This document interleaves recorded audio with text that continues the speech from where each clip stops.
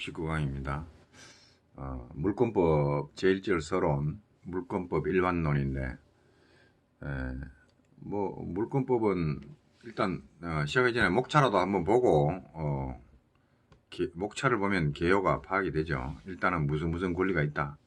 자세한 내용은 모르더라도 어떻게 구성되어 있는지는 일단 한번 보고 들어갑시다. 제2편 물권 해가 제1장 총칙에서 185조 물권의 종류 나오고 2장이 점유권이고 3장이 소유권입니다. 소유권의 조문이 굉장히 많고 점유권 소유권이 있고 4장이 지상권, 5장이 지역권, 6장이 전세권, 7장이 유치권, 8장이 질권, 그 다음에 9장이 저당권. 여기서 끝이 납니다.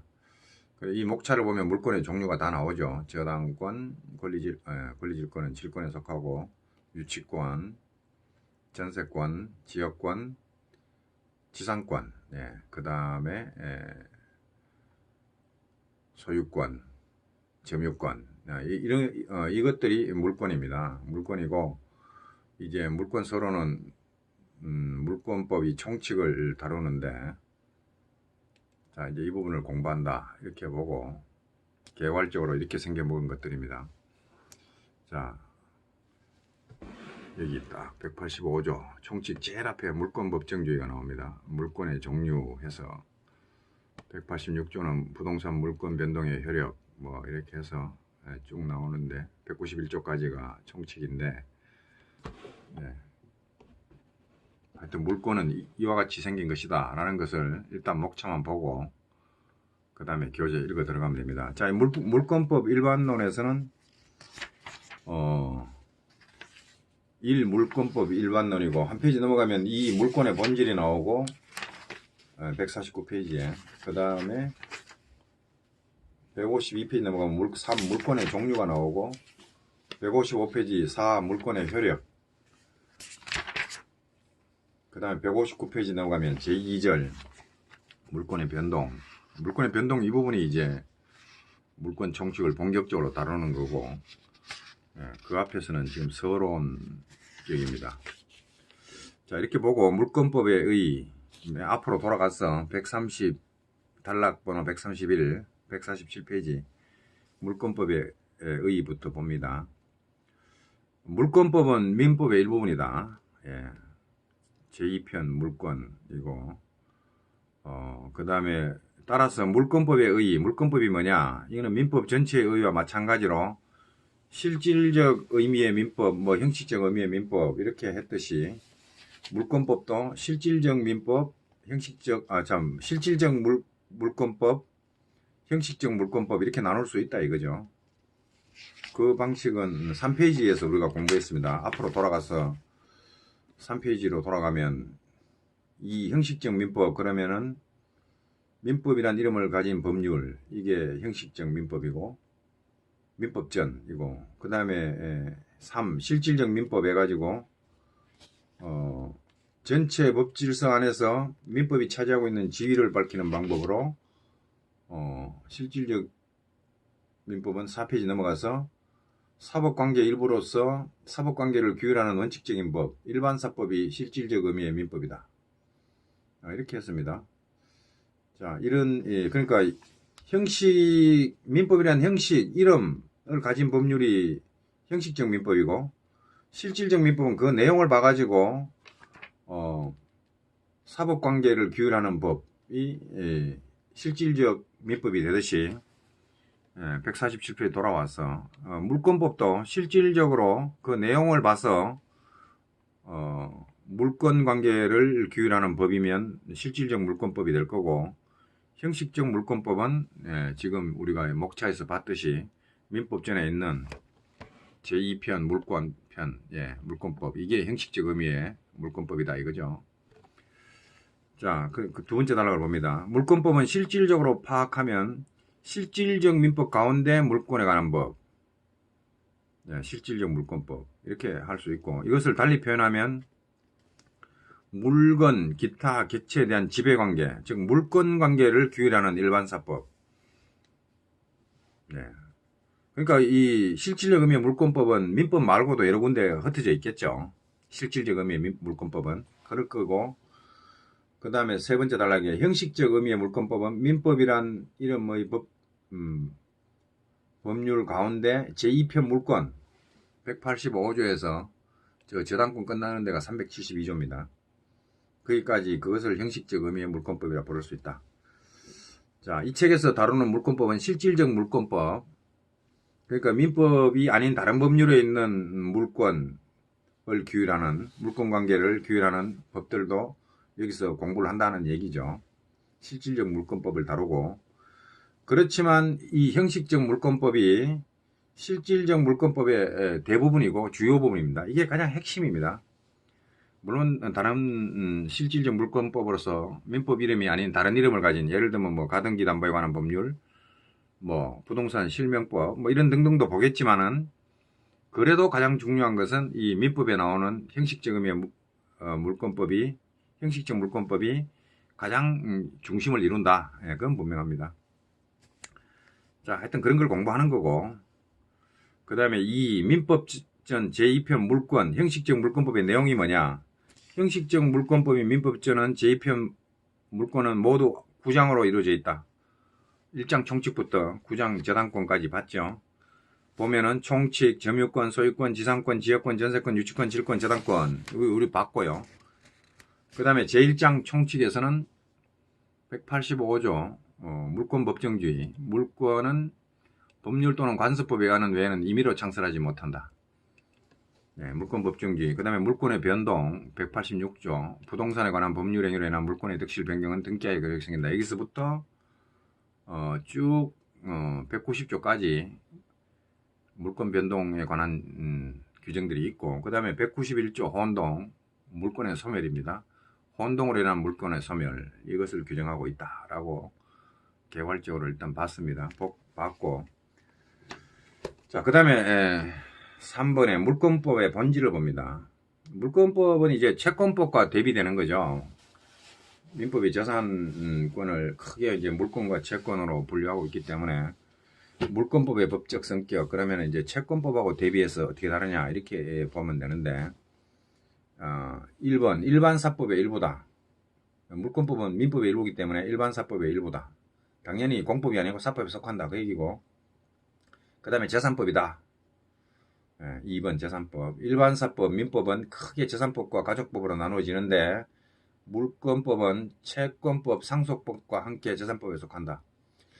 상속법 이게 좀 애매해요. 그죠? 상속법은 친족이라는 어떤 그런 관계에서 나오는 유래된 거기는 한데, 지금은 재산 상속 위주로 돼 있기 때문에 재산법으로 볼 수 있다. 이렇게 분류를 하네요. 자, 물권법은 무엇보다 채권법과 더불어 재산법의 2대 분야를 이루고 있다. 네, 2대 분야입니다. 물권, 채권이 가장 중요합니다. 상속법도 재산법적 성질을 가지고 있죠. 재산 상속이 이루어지기 때문에.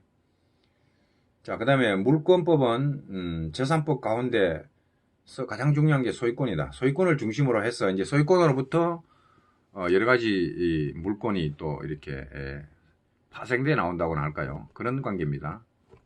가장 중심을 이루는 권리는 소유권입니다. 물권법이 규율하는 물권에는 소유권뿐만 아니라 여러 가지 제한 물권도 있으나 중추적 지위에 있는 것은 소유권이다. 소유권을 중심으로 형성이 되어 있습니다. 나중에 이제 제한 물권은 뒤에서 또 하나씩 공부를 할 거니까. 소유권은 전면적 지배권 그럽니다. 그에 비해서 다른 물권들은 소유권이 가지는 그 내용을 다 가지지 못하고 제한적으로만 가지고 있기 때문에 제한 물권이라 그러죠. 자, 그리고 그 다음에 참고를 봅니다. 참고 보면은 물권법과 채권법이 별개의 법책으로 됐다. 제2편, 제3편으로 나눠져 있지만 그것은 법률을 만들면서 체계를 구성하는데 체계를 형성할 필요 때문에 그렇게 규정해 놓은 거고, 두 법이 관련이 없냐? 굉장히 밀접한 관련이 있다 이거죠. 실제에 있어서 두 법은 대부분의 경우에 매우 밀접하게 관련을 맺고 서로 연결되고 있습니다. 하나의 사건 안에 채권법과 물권법이 다 동원돼가 적용이 된다는 얘기죠. 자, 그래서 예를 듭니다. A는 그의 X 토지를 B에게 1억 원에 팔기로 하는 매매 계약을 체결하였다. 이렇게 되면 뭐 매매 계약은 민법 제 몇 조입니까? 500 매매 563조 매매는 당사자 일방이 저상권을 상대방에게 이전할 것을 약정하고 상대방이 그 대금을 지급할 것을 약정함으로써 그 효력이 생긴다. 이게 매매입니다. 이렇게 매매 계약을 체결하면 법률 행위를 했다는 얘기죠. 매매 계약을 체결했다. 그 후 B가 매수인입니다. B가 A에게 대금을 모두 지급하고 그 이름으로 등기도 마쳤다. 이런 사건이 이제 일어난다 이거죠. 이 사건 안에 보면 이러한 경우에 A와 B는 처음에 채권행위 매매 계약이 성립했다. 채권행위가 뭔가? 채권행위는 49페이지에 나오죠. 49페이지에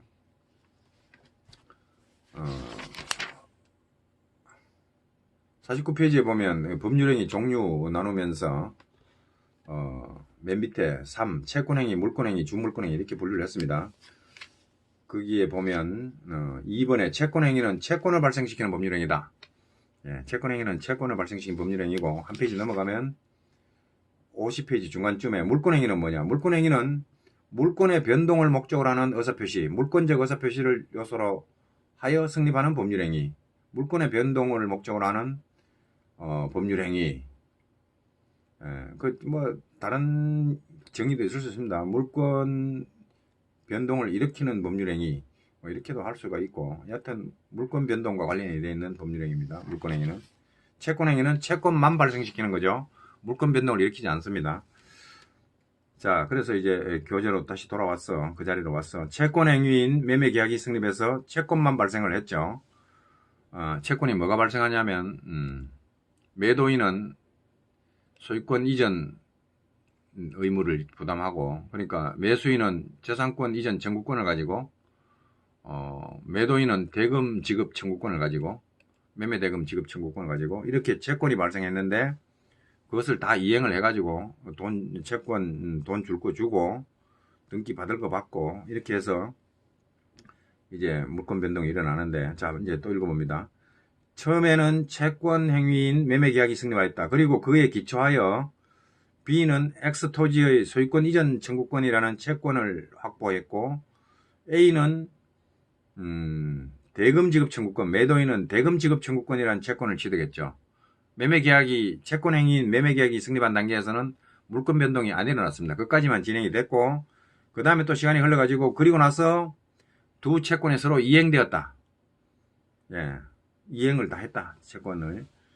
자, 그래서 X 토지에 관해서 B의 이름으로 등기까지 이루어졌다. 등기까지 이루어지면 이제 186조가 진행이 된 거죠. 부동산에 관한 법률행위, 부동산에 관한 법률행위가 이제 부동산에 관한 매매계약, 이게 부동산에 관한 법률행위일 수 있습니다. 그거로 인해서 물권의 득실 변경은 언제 생기냐? 등기하면 생깁니다. 등기까지 해줬다. 등기까지 해줬다.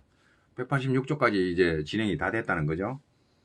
이렇게 되면 등기까지 이루어져 B는 X토지의 소유권을 취득하게 되었다. 왜? 등기하면 물권 득실 변경은 취득 상실 변경입니다.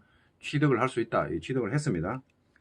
자, 여기에서 매매계약과 그에 의한 채권의 발생. 일단은 채권이 발생했고, 그 다음에 채무 이행하라. 이행하는 것까지가 채권법의 문제다. 그때는 채권법의 규정들이 적용이 되죠.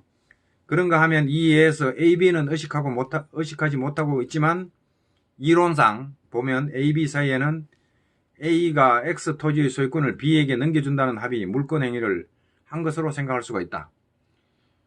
매매 계약할 때는 그냥 매매 대금 얼마에 사고 판다. 소유권 이전은 언제까지 한다. 이런 거. 그렇죠. 소유권을 넘겨준다는 합의가 그 매매 계약에 있습니다. 그 넘겨준다는 합의만으로 물권 변동이 일어나지는 않지만 그 부동산에 관한 법률 행위를 하고 매매 계약을 하고 그에 따라서 부동산 등기를 하면은 부동산 소유권이 넘어가는 거죠. 물권 변동이 일어납니다. 물권 변동의 효력이 생깁니다.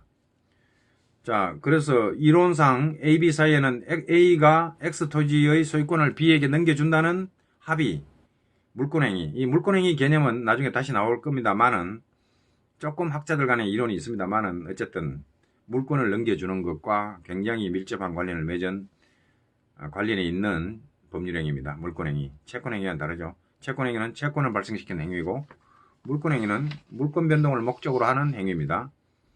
물권 변동이 일어나는 것까지 물권행위가 담당을 합니다.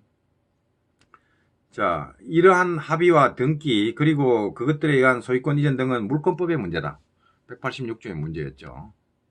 동산인 경우에는 187조부터가 188조부터는 동산 규정이 적용되고, 자, 이 물권법의 문제고, 이 예에서 법체계상 나누어져 있는 물권법과 채권법이, 법체계상으로는 물권은 여기 규정해놓고, 채권은 이제 3편에 규정했고, 이렇게 했지만은, 그 매매 규정과, 563조 내지는 매매 효력 568조, 매도인은 매수인에 대하여 매매의 목적이 된 권리를 이전하여야 하며 매수인은 매도인에게 그 대금을 지급해야 한다.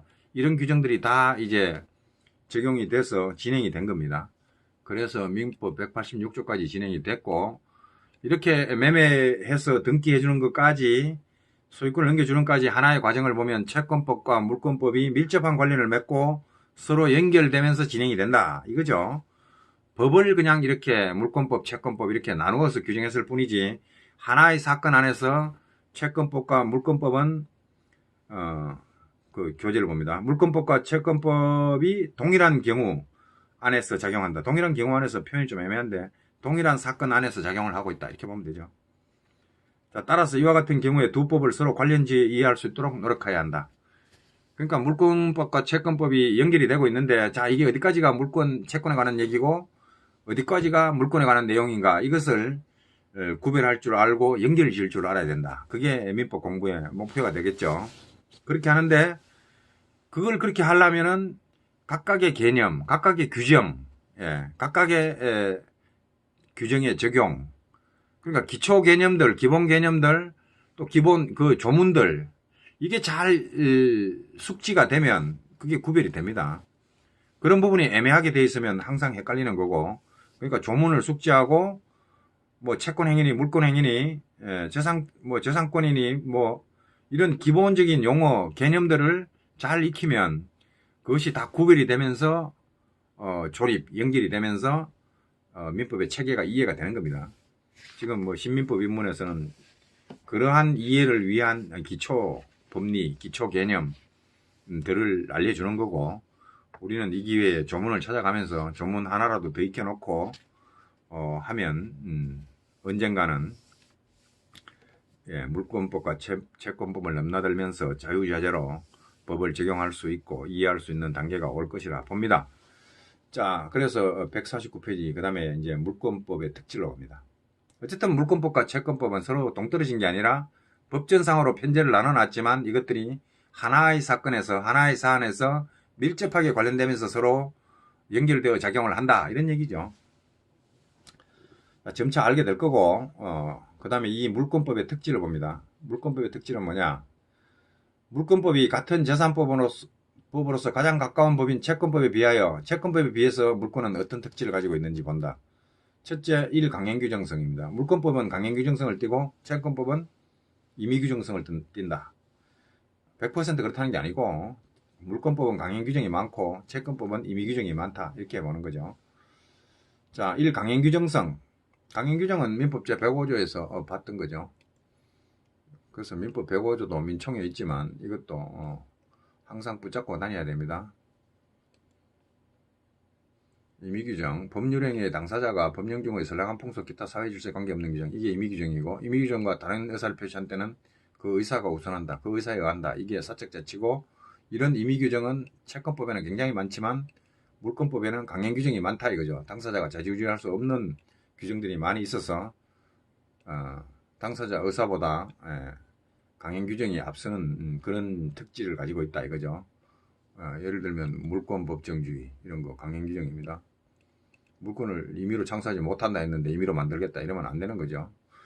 자, 물권은 정형화되어 있고 우리 법률이 허용하는 것밖에 안 됩니다. 물론 관습법까지 포함됩니다만은 그게 나왔죠. 물권은 법률 또는 관습법에 의하는 외에는 관습법까지 포함이 되고 관습법이 인정하는 것까지는 되는데 그 외에는 임의로 당사자들이 물권을 우리 법이나 관습법이 법률이나 관습법이 인정하지 않는 물권의 종류를 만들어내면 안 된다 이거죠.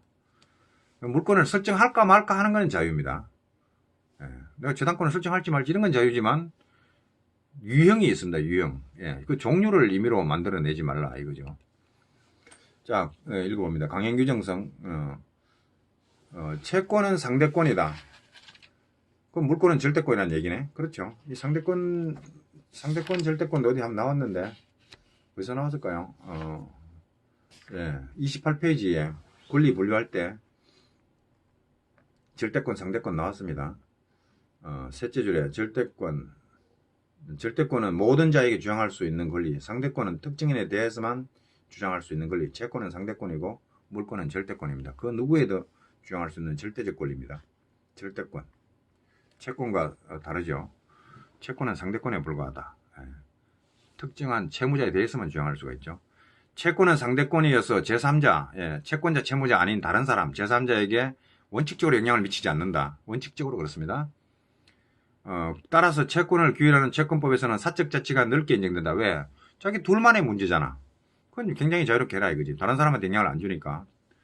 사적 자치가 넓게 인정되고 그 규정들은 대체로 채권법의 규정들은 임의 규정이다. 그에 비하여 물권법은 절대권 아닙니까? 이 물권을 가지게 되면 온 세상 사람들에게 다 주장할 수 있어요. 그 누구에게도. 그래서 물권법은 배타성을 가지는 물권을 규율하기 때문에 물권의 종류나 내용을 무한정 허용할 수가 없고 당사자로 하여금 자유롭게 정하게 하면 제3자에게 예측하지 못한 손해를 발생시킬 수가 있다. 139단락에 설명을 하겠다 그러니까요. 그때 가서 보든지 일단 얼른 보면 160페이지 139 물권 변동과 공시의 필요성. 하여튼 공시도 해야 됩니다. 다른 사람이 예측하지 못한 손해를 입을 수 있기 때문에 물권은 공시를 잘 해야 돼요. 채권은 뭐 지금 둘만 알아도 되는 거고. 자, 원칙적으로 그렇다는 얘기입니다. 다 원칙을 얘기하고 있는 겁니다. 예외가 없지는 않아요. 다 원칙적으로 그렇다는 거죠. 자, 그리하여 물권법에서는 사적 자치를 특수한 방법으로 제한적인 범위에서만 인정하며, 예를 들어 괄호 안에 넣었죠. 한정된 종류, 우리 법률과 관습법이 인정하는 그 물권 가운데 선택만 할 수 있다 이거죠. 뭐 지상권을 설정하든지 전세권을 설정하든지 알아서 하고 그 종류는 선택할 수가 있다. 그런 자유는 있지만 물권의 종류는 물권 법정주의로 강제되고 있습니다. 이것만 해라. 이렇게. 그 규정들은, 그래서 물권법은 그 규정들은 대부분 강행 규정이다. 여기 규정들은 대부분, 물권법의 규정들은 임의 규정이 없는 건 아니지만 대부분 강행 규정이다. 채권법은 강행 규정이 없는 건 아니지만 대부분 임의 규정이다. 이런 점이 차이가 난다. 이거죠. 그건 어디서 비롯되는가? 채권은 상대권이고 물권은 절대권이기 때문에 그렇다. 그래서 그렇습니다. 그 다음에 2번 고유성입니다. 재화의 교환을 규율하는 채권법, 특히 매매법은 매매하는 거는 세상 어디나 다 돈 주고 물건 사는 거니까 비슷하다 이거죠. 그래서 세계적으로 비슷해지는 경향을 보이고 있다. 보편성. 세계적으로 보편적이다 이거죠. 세계성, 보편성. 그에 비하여 물권법은 각국의 관습과 전통의 영향이 많이 반영되어 있다. 물권법이 각국의 관습과 전통의 영향을 받는 거는 일단 땅덩어리가 서로 다르잖아요. 대한민국 물권은 뭐 동산도 있지만 부동산 이거 일단 대한민국 영토를 기반으로 해서 이렇게 많이 생기기 때문에 각국에 따라 그죠? 산천이 다르고 물이 다른데 물이 다르니까 관습과 전통의 영향을 많이 받았겠죠. 물권법은. 근데 채권은 그런 거 아니잖아요. 땅 밑에 붙어 있는 게 아니라 하늘로 날아다니는 것들 채권은 세계적이죠. 어디 가나 돈 주고 물건 사면 되지 뭐 매매. 그 보편적이고 물건은 땅덩어리를 밟고 쓰니까 관습과 정통 영향을 많이 받고 고유성이 있고. 자, 그러나 우리 물권법은 전세권 제도를 제외하고는 외국법, 특히 독일의 물권법을 개수가 뭐냐? 다른 민족 국가에서 발달한 법을 우리가 독일법을 많이 받아들여 가지고 거의 독일 민법에서 기초가 닦였겠죠. 그거를 뭐 일제시대 뭐 일본을 통해 가지고 그래도 우리나라 또 법학자들이 독일 유학을 많이 가지고 독일법을 거의 그대로 대부분 개수 받아들인 그러한 법이다. 그렇지만 그럼에도 불구하고 고유성은 있다. 근데 이제 전세권이 가장 우리나라 고유의 제도고 그 외에는 뭐 독일에 다 있는 거다라고 하니까 하여튼 이론적으로 그렇습니다. 물권법은 채권법에 비해서 고유성이 강한 성질을 가지고 있다. 아마 이 정도만 합시다. 이 정도 하고 그 다음에는 물권법의 본질로 넘어갑니다.